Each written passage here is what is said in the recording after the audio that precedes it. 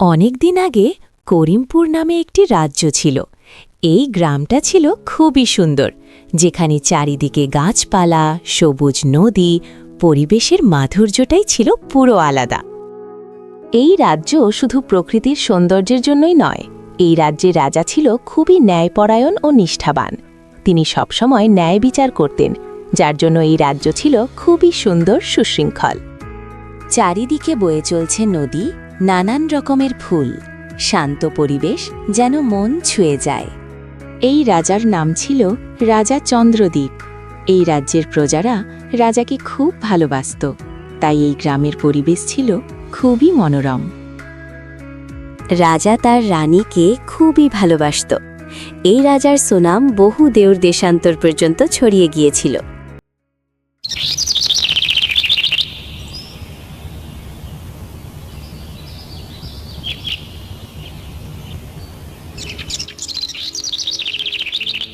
হে দাসী, আমার প্রাণ ভোমরা প্রাণপ্রিয় আমার রানী কোথায়?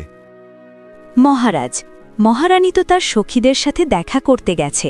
তিনি এক্ষুনি ফিরবেন, আপনি দুশ্চিন্তা করবেন না। যাও, রানীকে আমার খবর দাও, বলো যে রাজা তোমার অপেক্ষা করছে, সে যেন তাড়াতাড়ি ফিরে আসে।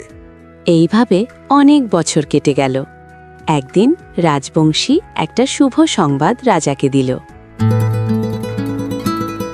মহারাজ, এ যে এক বড় ইস্যু খবর। মহারানী গর্ভবতী হয়েছেন। এ খুশির খবর পুরো রাজ্যে হইচই ফেলে দিয়েছে। অদ্ভুত, অতি অদ্ভুত! কি দারুণ খুশির খবরই না শোনালে তুমি! এই শুভ সংবাদ আমার জীবনে সুখের কোলাহল এনে দিয়েছে।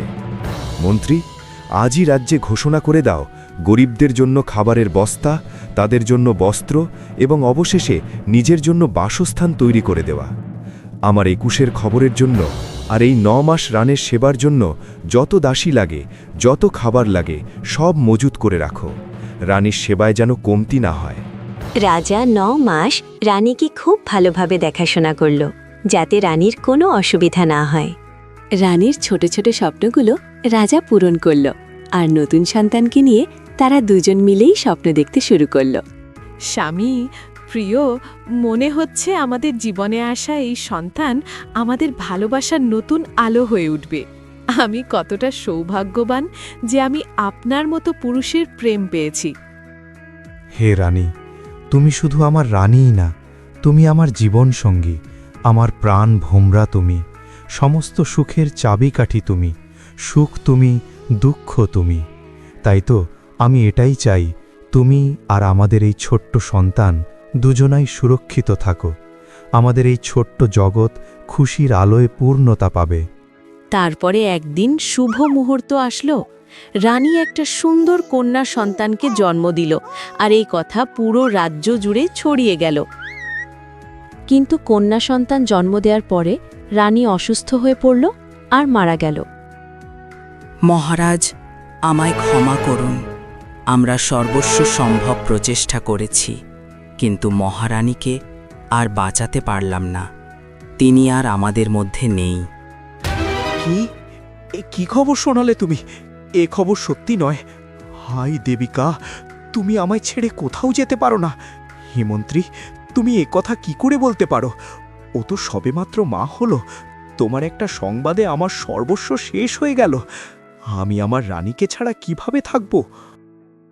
রাজা এই কথা শোনার পর খুবই কষ্ট পেল। এই কষ্টের কোনো সীমাই ছিল না। তখন সে ভাবতে লাগল, তাই রানী মারা যাওয়ার কারণ কি? তারপরে তার কন্যা সন্তানের দিকে তাকিয়ে ভাবল, এই কন্যা সন্তানের জন্যই আমার রানী মারা গেছে। সে তার কন্যা সন্তানকে রাজপরিবারের দাসী হাতে তুলে দেওয়ার সিদ্ধান্ত নিল। আরে, একে নিয়ে এসেছো কেন? এর জন্যই তো আজকে আমার সংসারটা শেষ হয়ে গেল। ওরা দুধের পাত্রে এক ফোঁটা গৌচ না।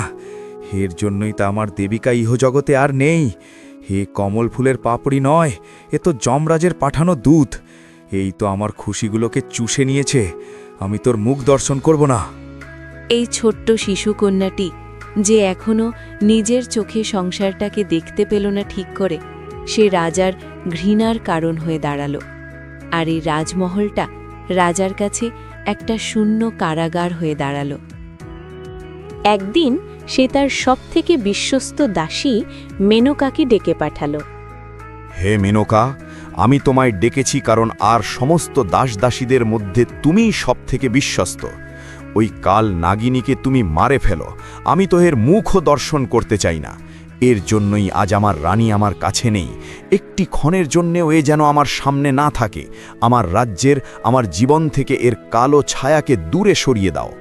দাসী কথা শুনে একটু অবাক হয়ে গেল। মহারাজ, হে রাজন, আপনাকে অনুরোধ করি, এমন অধর্ম কাজ করবেন না।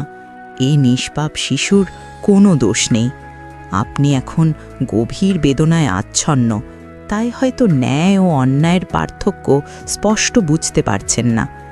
একটু চিন্তা করুন, এই শিশু তার মায়ের মৃত্যু ডেকে আনতে আসেনি, বরং সে এসেছে আপনার রাজবংশের উত্তরাধিকার হয়ে ভবিষ্যৎকে আলোকিত করতে। আর যদি আপনি একে মেরে ফেলেন, আপনার উপর এক অবোধ শিশুর মৃত্যুর পাপ লাগবে, যার কারণে রানীর আত্মা কখনো শান্তি পাবে না। তিনিও এটা দেখে প্রসন্নিত হবেন না। মহারাজ, আমি একে মারতে পারবো না। আমায় অনুমতি দিন, আমি এই রাজকন্যাকে মানুষ করব। এই মহলেই থাকবে। আমি ওকে আপনার দৃষ্টিকোণ থেকে দূরে রাখব। মেনকার এই উক্তি শুনে রাজার মনটা একটু শান্ত হল। ঠিক আছে মেনকা, আমি তোমার ন্যায়পরায়ণতা সম্মান করি, তবে তোমার কথাই থাক, একে প্রতিপালন করো। কিন্তু আমার চোখের সামনে থেকে একে দূরে রাখবে। আর এর নাম আজ থেকে অভাগী রাখলাম, কারণ এর জন্যই আমার জীবনে আর আমার রাজ্যে কালো ছায়া নেমে এসেছে। এর জন্যই তো আমার রানী আর আমার কাছে নেই। যাও, যাও, নিয়ে যাও ওকে। মেনকা অভাগীকে লালন পালন করে বড় করল। অভাগী রাজপ্রাসাদে রাজকুমারী হওয়ার সত্ত্বেও তার জন্য রাজস্ব কোনো আদর যত্ন ছিল না। রাজা চন্দ্রদ্বীপ তার কন্যা অভাগীকে সম্পূর্ণ মন থেকে মুছে ফেলেছিল, আর সেই কারণেই রাজার কন্যা অর্থাৎ অভাগীর জীবন এক হতভাগা দাসীর মতো কাটতে থাকল। ছোট দেখেই সে খুবই কঠোর পরিশ্রমী হয়ে ওঠে, যেটা অন্যান্য রাজকন্যার থেকে আকাশ সমান পার্থক্য। সে সারাদিন মহলেরই নানান কাজে ব্যস্ত থাকত, তবুও তাকে বিভিন্ন কটু কথা শুনতে হতো। আরে ও অভাগী, তুমি কি করছো এখনো? তোমার কাজ শেষ হলো না? এখনো মেজ পরিষ্কার করে যাচ্ছ? আর অন্য কাজগুলো কখন হবে শুনি? তুই অভাগী থাকবি। ক্ষমা করবেন আমায়, আমি এক্ষুনি করে দিচ্ছি। রাজার প্রতিনিয়ত ধিক্কার, অপমানতা ও কটু কথা তার দৈনন্দিন জীবনের একটা অংশ হয়ে গেছিল। সে তার ভাগ্যকে মুখ বুজে স্বীকার করে নিয়েছিল। সে মন থেকেও সর্বোচ্চ শান্ত এবং নম্র প্রকৃতির হয়ে উঠেছিল। কিছু সময় পর রাজা চন্দ্রদ্বীপের সেনাপতি এবং অন্যান্য সহকর্মীরা তাকে পুনর্বিবাহের জন্য প্রস্তাব দেন। মহারাজ, এখন শোকতাপের সময় শেষ হয়েছে। মহারানীও মারা গেছে, অনেক দিন হয়ে গেছে। এখন বংশ পরম্পরাকে এগিয়ে নেবার জন্য আপনার একটা বিবাহের খুবই প্রয়োজন। ঠিক আছে, আমি তো সবই বুঝি। তুমি আমার জন্য একটি যোগ্য কন্যার ব্যবস্থা করো, রাজ্যে রাজ্যে ঘোষণা করে দাও। রাজার বিয়ে তার পাশের গ্রামের একটি সুন্দর কন্যা সুশীলার সাথে হল। রাজা রানী সুশীলাকেও খুব ভালোবেসে ফেলেছিল, আর আগেকার সব কথা রাজা ভুলে গিয়েছিল। হে রাজা, মহারাজ, স্বামী, আমি আপনার দুঃখ বুঝি, কিন্তু আপনি এখন আমায় নিয়ে একটি নতুন জীবন শুরু করতে চলেছেন। আপনার পুরনো সুখ তাপ ভুলে নতুনভাবে জীবন শুরু করতে হবে। আমি আমার যতটা সম্ভব আপনাকে ভালো রাখার চেষ্টা করব, সব সুখ দুঃখের সাথে থাকব। হে রানী, তুমি আমার জীবনে নতুন আশার কিরণ নিয়ে এসেছ। তোমার আগমনে আমার এই মহলে নতুন করে খুশির অনুপ্রবেশ ঘটেছে। ধন্যবাদ তোমায়, আমার জীবন সঙ্গী। দেখতে দেখতে অনেক দিন কেটে গেল, আর রানী সুশীলাও একটা কন্যা সন্তানকে জন্ম দিল। এবার রাজার খুশির কোনো সীমানাই ছিল না। কারণ রাজার দ্বিতীয় কন্যা সুস্থভাবে জন্ম নিয়েছিল আর রাজার স্ত্রী আর কন্যা দুজনাই সুস্থ ছিল। রাজাই দ্বিতীয় কন্যাকে সৌভাগ্যের প্রতীক হিসেবে মনে করেছিল। রাজমহলে রাজার দুটো মেয়ে বড় হতে চলল, কিন্তু দুই মেয়ের জীবন ছিল সম্পূর্ণ আলাদা। কেউ রাজপরিবারে চাকরানির কাজ করত, আর কেউ সুখের দিন যাপন করত। এই দেখো বাবা, আমার জন্য সোনার হার কিনে এনে দিয়েছে, আর তোমার জন্য তো কিছুই এনে দেয় না। তুমি তো এই চাকরানির কাজ করারই যোগ্য। অভাগী শুধু রাজপরিবারে কাজই করত আর একই জামাকাপড় পরে থাকত। অভাগীকে শুধু তাকে ভালোবাসত দাসী, যে তাকে বড় করে তুলেছিল। অভাগী এইভাবে নিজের ভাগ্যকে মেনে নিয়েছিল যে তাকে এইভাবে কষ্ট করে দিন যাপন করতে হবে। একদিন অভাগী রাজমহলের বাগানে ফুল তুলছিল, আর সেখান থেকে সে দূরে একটা সাধু বাবা দেখতে পেল, যেখানে অনেক গ্রামবাসী সাধুর কথা শুনছিল। সাধুর ভজন কীর্তন শুনে অভাগীর মনটা শান্ত হল, আর সে বাগানের ফুলতলা বন্ধ করে সাধুর ভজন কীর্তন শোনার জন্য সাধুর সামনে গিয়ে বসল। এভাবে সে প্রতিদিন রাজমহল থেকে লুকিয়ে লুকিয়ে সাধুর ভজন কীর্তন শুনতে যেত, আর সেই ভজন কীর্তন শুনে শুনে অভাগীর মন শান্ত, ধীরে, সুশৃঙ্খল হয়ে উঠল। একদিন মন্ত্রী রাজার কাছে তার বড় মেয়ে অভাগীর বিয়ের কথা বলল। এতে রাজ্যেরও ভালো হবে। মহারাজ, আপনার বড় কন্যা এখন বিবাহের জন্য প্রস্তুত, বয়স হয়েছে। বংশের পরম্পরা অনুযায়ী ওর জন্য যোগ্য বর খুঁজতে হবে। ঠিক আছে, আমি এই বিষয়ে রানীর সাথে আলোচনা করে জানাচ্ছি। মহারাজ যদি অভাগীর জন্য কোনো পাত্র সন্ধান করে থাকেন, তাহলে অন্ধ, ল্যাংড়া, দিন দরিদ্র, ভিখারির সাথে দেবেন, কারণ ও তো অভাগী। ও যেখানেই যাবে তার সংসারে ও ঘটন ডেকে আনবে। ও তো জন্ম থেকেই অভাগী। ওর কারণেই তো আমাদের প্রিয় বড় রানী আমাদের ছেড়ে চলে গেছেন। ও যেখানেই যাবে ওর সাথে অভাগা ডেকে নিয়ে যাবে। ও যেমন, ওকে তেমন বড়ই প্রয়োজন। হ্যাঁ, ঠিকই বলেছ। যদি অভাগীর বিবাহ কোনো ধনী ও সাম্রাজ্যবান যুবকের সাথে হয়, তাহলে ও ওই সংসারেও সুখশান্তি ছিনিয়ে নেবে, ওই রাজ্যেরও অমঙ্গল ডেকে আনবে। রাজপণ্ডিত, আপনি যান, অভাগীর জন্য একটা শারীরিক অক্ষম, দরিদ্র ও অসহায় পাত্র খুঁজে আনুন। ওর সাথেই অভাগীর বিবাহ হবে। আমরা ওর জন্য কোনো ভালো ঘরের আশা করি না। অনেক খোঁজাখুঁজির পর রাজপণ্ডিত গ্রামের বাইরে একটি ছোট্ট গ্রামে একটা গরিব ভিখারিকে দেখতে পেল। তার সাথে তার ছেলেও ছিল। তার ছেলেটা ছিল অন্ধ। রাজপল্লিক মনে করেছিল অভাগীর জন্য এই সম্পর্কটাই সবথেকে সঠিক হবে। হে মা, তুমি কি তোমার পুত্রকে বিবাহ দেবে? তোমার পুত্রের জন্য একটি সুন্দর বিবাহের প্রস্তাব নিয়ে এসেছি। পণ্ডিত মশাই, এ আপনি কি কথা বলছেন? এ তো অন্ধ, কিছু কাজও করতে পারে না। আমরা দুজনে ভিক্ষা করি, তাই কোনো মতে দুবেলা খেতে পাই, ঠিক থাকে কোনোদিন খেতেও পাই না। বিবাহের খরচ কিভাবে জোগাড় করব? শোনো, তোমার পুত্রের জন্য কোনো সাধারণ ঘরের সম্বন্ধ আনিনি। তোমার পুত্রের জন্য রাজার কন্যা সম্বন্ধ এনেছি। যদি এ বিবাহ হয়েও যায়, তোমাদের দিন দরিদ্রতা মুছে দেবে। ভাবো একবার। রাজার কন্যার সাথে আমার পুত্রের বিবাহ হবে? হ্যাঁ। রাজা খুব তাড়াতাড়ি এসে ছেলেটির সাথে তার বড় মেয়ে অভাগীর বিয়ে দিয়ে দিল, কোনো অনুষ্ঠান আয়োজন ছাড়াই। এমনকি তাকে কোনো কিছুই দেয়া হয়নি। আর কিছুদিনের মধ্যেই তার ছোট মেয়েকেও সে খুব অনুষ্ঠান করে ভালো রাজপুত্রের সাথে বিয়ে দিয়ে দিল। কিছুদিনের মধ্যেই রাজা একটা রাজপুত্র দেখে তার ছোট কন্যাকেও বিবাহ দিয়ে দিল। সময় নিজের মতো চলতে থাকল। এদিকে রাজার দুই মেয়ে শ্বশুরবাড়ি চলে গেল, এদিকে তাদের ভাগ্যের কিছু আলাদাই লেখা ছিল। অভাগী শ্বশুরবাড়ি গিয়ে দেখল তাদের ঘর ছিল একটা ভাঙা, ছোটখাটো, জীর্ণ প্রকৃতির। ঘরের মধ্যে কোনো কিছু জিনিসই ঠিকঠাক ছিল না। তার শাশুড়ি এবং তার স্বামী কোনো রকমে ভিক্ষা করে দিন চালাত। অভাগিনী নিজের মনকে শান্ত রাখল আর পরিস্থিতিকে সামলানোর চেষ্টা করল। শাশুড়িমা, ঘরে খাওয়ার মতো কিছুই নেই। আমার মা দাসী কলাবতী আসার সময় কতগুলো চাল দিয়েছিল, সেই চালই আজ রান্না করে ফেলব। আপনি কোনো চিন্তা করবেন না। ঠিক আছে বৌমা, মা এখন যা কিছু সব তোমার হাতে।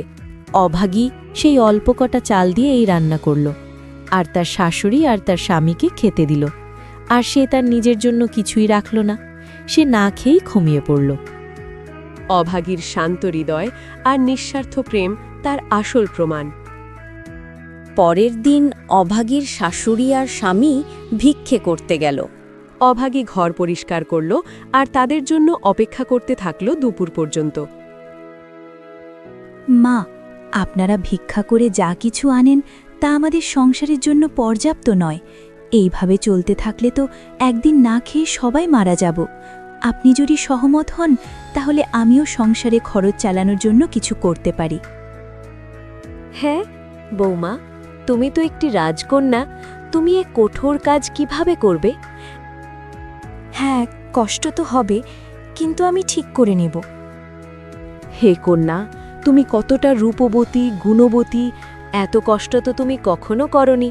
তুমি তো রাজকন্যা, তুমি তো রাজকন্যা।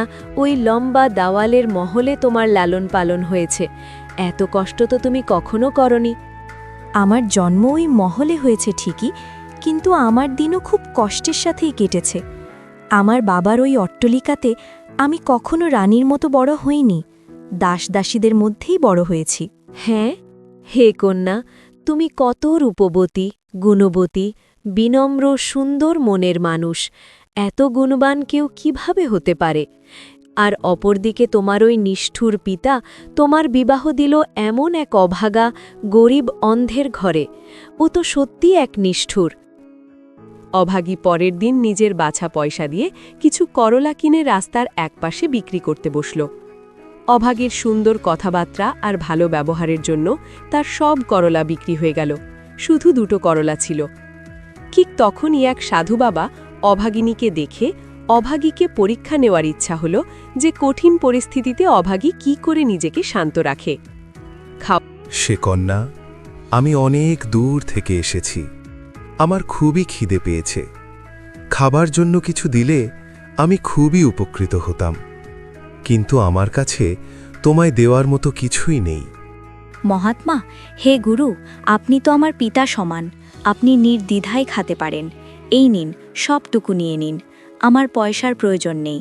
আপনার আশীর্বাদই আমার জন্য বড় কাম্য। আমার বাবা তো আমায় ঘেন্না করেন, 2 চোখে দেখতে পান না। আমার স্বামী অন্ধ, দরিদ্র, ভিক্ষা করে খায়।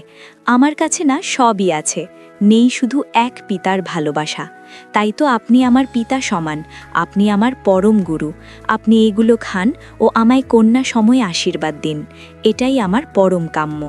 হে কন্যা, তুমি তোমার শাশুড়িমা ও স্বামীকে গুরু দীক্ষা দাও, পরমাত্মার ভক্তি করো। জীবনের আসল যাত্রা বাইরের পথে নয়, অন্তরের পথে। হওয়ার পর সাধু বাবা নিজের রূপে চলে আসলো। অভাগী সাধু বাবার কথা অনুযায়ী তার স্বামী আর শাশুড়িকে নিয়ে সাধু বাবার কাছে দীক্ষা নিল, আর 3 জন মিলে ভক্তি করতে লাগলো। আর একটা অদ্ভুত চমৎকার ঘটনা ঘটল। আমি কি দেখছি? আমার ভাঙা চালের ঘর এই মহলে কিভাবে পরিণত হলো? এ আমি কোনো স্বপ্ন দেখছি না তো? এ তো পুরো স্বর্গের মহলের মতো।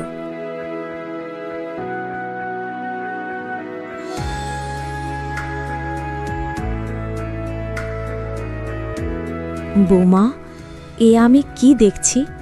এখনো সুস্বপ্ন নয় তো? মা, এটা আর অন্য কিছু না, আমাদের ভক্তির বহিঃপ্রকাশ।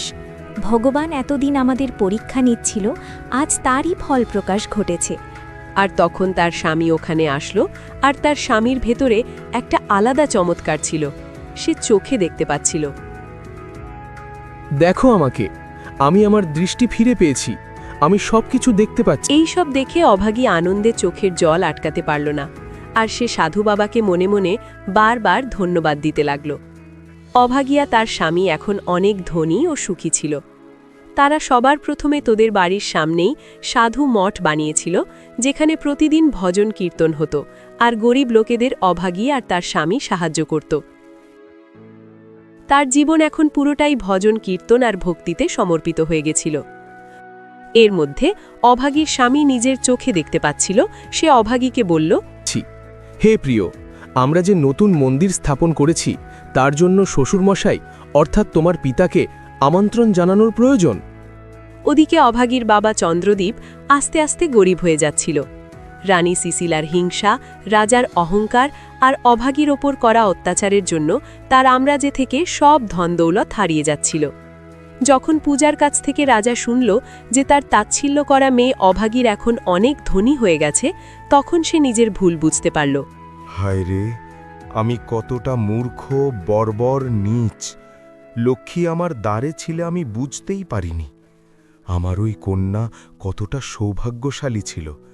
আমি আমার অহংকার, আত্মতৃপ্ত অন্ধত্বের জন্য আমার কন্যাকে অভাগী, অলক্ষ্মী ভেবে নিয়েছিলাম।